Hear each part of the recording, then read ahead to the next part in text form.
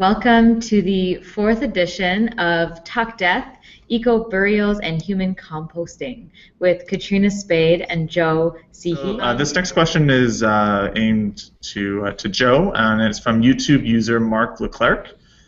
He wants to know, how do you ensure the preservation of green burial spaces? Do green burials remain in perpetuity? Is it possible that developers could buy the land that holds a green burial space?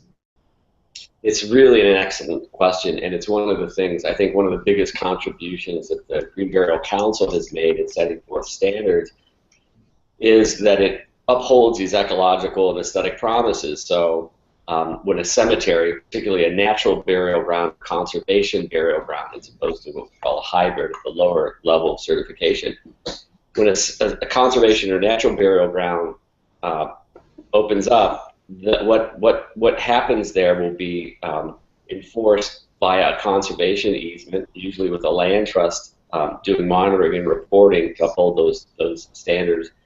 And with a natural burial ground, it's at least a deed restriction. So while there's no chance, there would be a chance of the cemetery conveying hands, most likely it will, there's no chance that the operator could rescind and say, you know what, this green burial thing's not going to take off, or we don't think it's going to make sense anymore.